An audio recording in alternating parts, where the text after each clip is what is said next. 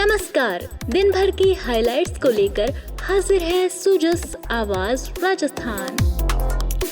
Sujas podcast में मेधा से आप सुन रहे हैं प्रदेश के मुख्य समाचार। नजर सबसे पहले आज की हेडलाइंस पर। मुख्यमंत्री भजनलाल शर्मा ने जीएसटी के ऐतिहासिक निर्णय पर प्रधानमंत्री मोदी का जताया आभार। कहा, आमजन, किसान और गरीब को सबसे अधिक होगा लाभ।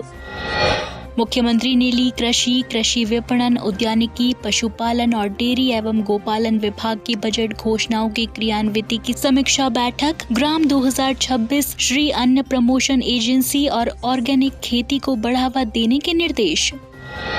रबी सीजन में उर्वरकों की उपलब्धता पर जोर। मुख्य सचिव सुधांश पंत की अध्यक्षता में हुई राज्य स्तरीय टास्क फोर्स की बैठक।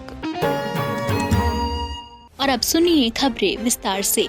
मुख्यमंत्री भजनलाल शर्मा ने आज विधानसभा में मीडिया कर्मियों से बातचीत करते हुए प्रधानमंत्री नरेंद्र मोदी के नेतृत्व में लिए गए जीएसटी संबंधित ऐतिहासिक निर्णय के लिए आभार व्यक्त किया। मुख्यमंत्री ने कहा कि इस निर्णय से आमजन, किसानों, गरीब वर्ग को सबसे अधिक लाभ मिलेगा। साथ ही यह निर्णय देश की अर्थव्यवस्था को गति देने वाला साबित होगा। उन्होंने इसे प्रधानमंत्री नरेंद्र मोदी के दूरदर्शी नेतृत्व का परिणाम बताया, जो समाज के अंतिम छोर पर बैठे व्यक्ति के हितों को ध्यान में रखते हुए लिया गया है। कल जैसा कि आपने देखा है, देश के यशस्वी प्रधानमंत्री नरेंद्र मोदी जी के नेतृत्व में कल एक ऐतिहासिक निर्णय हुआ है। जीएसटी काउंसिल ने वस्तु एवं सेवा कर सुधारों की दिशा में एक बहुत ही बड़ा ऐतिहासिक निर्णय लिया है। मैं राजस्थान की 8 करोड़ जनता की ओर से देश के यशस्वी प्रधानमंत्री नरेंद्र मोदी जी को बहुत बहुत धन्यवाद देता हूं कि उन्होंने आमजन और आमजन में भी जो आवश्यक व्यक्ति के जीवन में जो होता है, रोटी, कपड़ा और मकान, इस अवधारणा को ध्यान में रखते हुए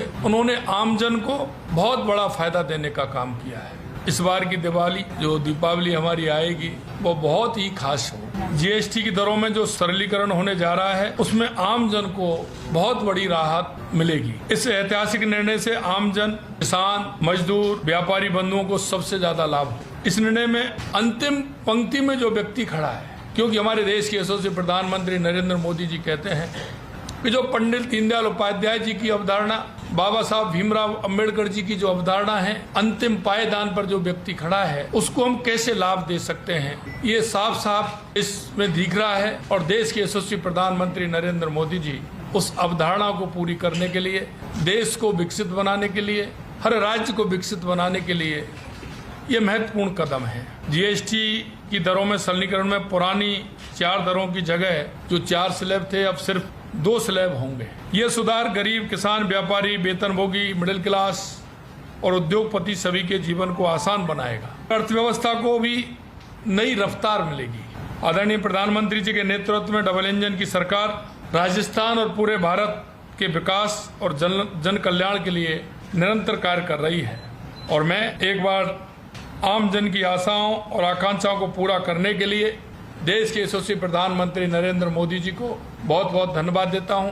हमारी केंद्रीय वित्त मंत्री जी को बहुत बहुत धन्यवाद देता हूं कि उन्होंने जिस तरह से ये आम जन को ध्यान में रखते हुए ये परिवर्तन किया है। और मैं आपके माध्यम से भी कहना चाहता हूं कि इससे आम जन को बहुत बड़ी राहत मिलने वाली है। मुख्यमंत्री भजनलाल शर्मा ने कहा कि राज्य सरकार अन्नदाता किसानों को आर्थिक रूप से सशक्त बनाने के लिए पूरी प्रतिबद्धता से काम कर रही है। हमारी योजनाएं और नीतियां किसानों के सर्वांगीण विकास के साथ विकसित राजस्थान 2047 की परिकल्पना को साकार करने में उनकी भागीदारी सुनिश्चित करेगी। मुख्यमंत्री ने मुख्यमंत्री कार्यालय में कृषि विपणन, उद्यानिकी, पशुपालन, डेयरी एवं गोपालन विभाग की बजट घोषणाओं की समीक्षा बैठक को संबोधित किया। उन्होंने अधिकारियों को बजटीय घोषणाओं का समयबद्ध क्रियान्वयन सुनिश्चित करने, कृषि को रोजगार उन्मुखी व्यवसाय बनाने और किसानों के लिए आधुनिक तकनीक और सेवाओं के विस्तार पर तेजी से काम करने के निर्देश दिए। मुख्यमंत्री ने कहा कि लघु एवं सीमांत किसानों को उचित दर पर कृषि उपकरण उपलब्ध कराने के लिए 1000 कस्टम हायरिंग सेंटर स्थापित किए जा रहे हैं। इनके संचालन में एफपीओ को प्राथमिकता दी जाएगी। साथ ही किसानों को बाजार तक सीधे सीधी पहुंच दिलाने के लिए ई मंडी प्लेटफॉर्म विकसित किया जा रहा है।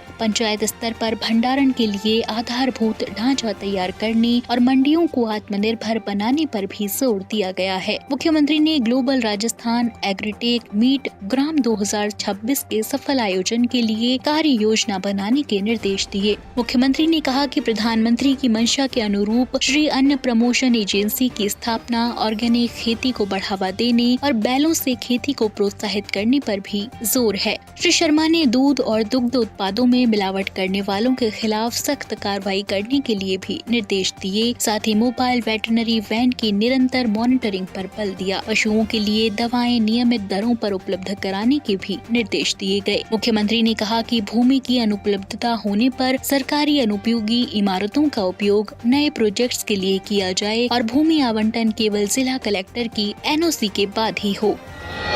सार्वजनिक निर्माण विभाग एवं उच्च शिक्षा विभाग राजस्थान के सहयोग से चल रहे सुरक्षित सड़क मार्ग अभियान ने नया कीर्तिमान स्थापित किया है। अब तक प्रदेश के सरकारी एवं निजी स्कूलों और कॉलेजों के 2,51,000 से अधिक युवाओं को सड़क सुरक्षा के नियमों का प्रशिक्षण दिया जा चुका है। बुधवार को जयपुर के महारानी कॉलेज में आयोजित कार्यक्रम में इंडिया बुक ऑफ रिकॉर्ड्स ने इस उपलब्धि को सबसे बड़ा युवा नेतृत्वित सड़क सुरक्षा अभियान और सुरक्षा सड़क कॉरिडोर विकास शीर्षक से दर्ज किया। मुख्य अतिथि और उप मुख्यमंत्री और पीडब्ल्यूडी मंत्री दिया कुमारी को इस अवसर पर प्रमाण पत्र और स्मृति चिन्ह भेंट किया गया। उप मुख्यमंत्री ने कहा कि सड़क सुरक्षा को जीवन का हिस्सा बनाकर ही समाज में सकारात्मक बदलाव लाया जा सकता है। उन्होंने युवाओं से हेलमेट लगाने, सीट बेल्ट पहनने, ट्रैफिक सिग्नल पर रुकने और वाहन चलाते समय मोबाइल का उपयोग न करने जैसे नियमों का पालन करने का आह्वान किया। दिया कुमारी ने घोषणा की कि बारिश समाप्त होते ही 1500 करोड़ रुपए की लागत से सड़कों के स्थायी पुनर्निर्माण कार्य कराए जाएंगे। उन्होंने कहा कि नई सड़कों के साथ साथ पुरानी सड़कों का दुरुस्तीकरण भी सरकार की प्राथमिकता है। मुख्य सचिव सुधांश पंत की अध्यक्षता में आज सचिवालय में राज्य स्तरीय fertiliser distribution regulatory task force की बैठक हुई। मुख्य सचिव ने कहा कि रबी सीजन उर्वरक प्रधान होता है, इसीलिए सभी कंपनियां मांग और आपूर्ति का विशेष ध्यान रखें। अप्रत्याशित वर्षा से किसानों को अतिरिक्त सहयोग की जरूरत है। इस पर कृषि आयुक्त को नियमित मॉनिटरिंग और समस्याओं के तुरंत समाधान के निर्देश दिए गए। उन्होंने पुलिस विभाग को कालाबाजारी रोकने के लिए विशेष अभियान चलाने, सहकारी समितियों से पारदर्शी वितरण सुनिश्चित करने और उर्वरक नियंत्रण आदेश का सख्ती से पालन करने के भी निर्देश दिए। रेलवे विभाग को जयपुर, हनुमानगढ़, झुंझुनू और दौसा रेड पॉइंट को नई सुविधाओं से मजबूत करने के भी निर्देश दिए गए। वर्तमान में राज्य में 35 रेल रैक पॉइंट कार्यरत हैं, जिनमें से 15 नियमित, 12 मौसमी और 8 आकस्मिक आपूर्ति के लिए उपयोग होते हैं। कृषि एवं उद्यानिकी आयुक्त चिन्मयी गोपाल ने प्रस्तुति में बताया कि खरीफ सीजन में यूरिया की आपूर्ति 98%, डीएपी की 88% रही, जबकि एनपीए और एमओपी की स्थिति अपेक्षाकृत कम रही। जिलावार समीक्षा में अधिकांश जिलों में यूरिया और डीएपी की पर्याप्त उपलब्धता दर्ज की गई। जीएसएफसी ने यूरिया की 224% आपूर्ति कर उत्कृष्ट प्रदर्शन किया। आईपीएल ने 153% लक्ष्य पूरा किया, जबकि आरसीएफ 69% पर सबसे नीचे रहा। डीएपी में कोरोमंडल ने लक्ष्य से अधिक आपूर्ति दी। किसानों ने वैकल्पिक उर्वरकों को अपनाया। एसएसपी का उपयोग 28% और एनपीके का 83% बढ़ा। जिला स्तर पर कंट्रोल रूम स्थापित कर आपूर्ति की निगरानी हो रही है। दुकानों पर स्टॉल और मूल्य सूची प्रदर्शित करना अनिवार्य किया गया है। नियम उल्लंघन पर अब तक 981 खुदरा विक्रेताओं पर कार्रवाई की गई है।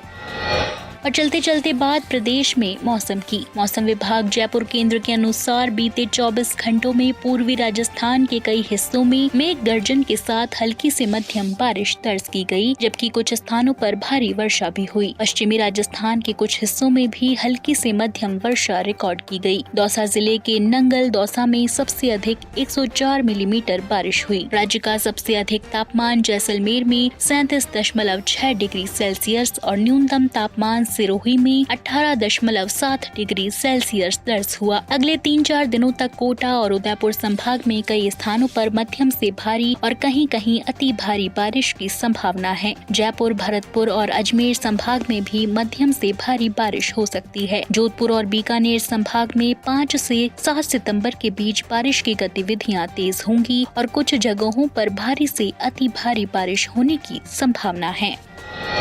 तो आज के सुजस पॉडकास्ट में इतना ही। मेधा को दीजिए इजाजत, कल फिर होगी आपसे मुलाकात। तब तक बने रहिए सुजस आवाज राजस्थान के साथ। नमस्कार।